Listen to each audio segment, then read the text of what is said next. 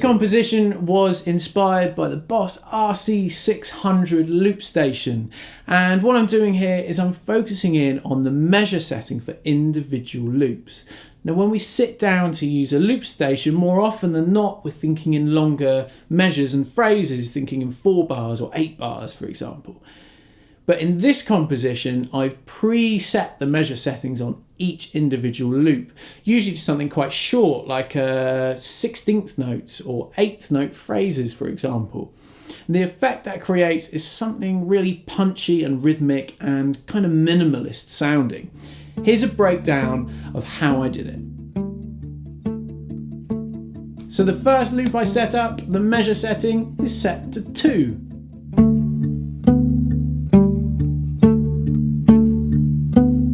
Now the second loop is where things start to get interesting because we're pre-set up to be 8th notes.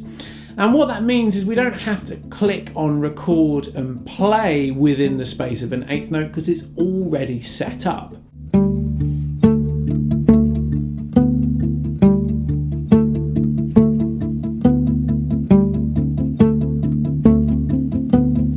So the third loop is set up to be a half note. So there's a little bit more space to put in a phrase, but it's still a very rhythmic and minimalist based idea.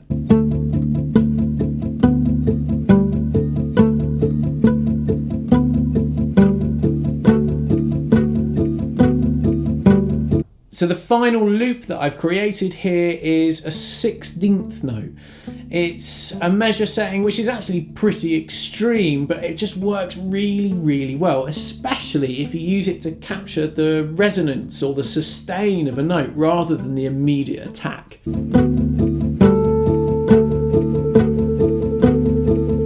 So of course I also use the start all button or stop all button here to create a little bit of space in the composition.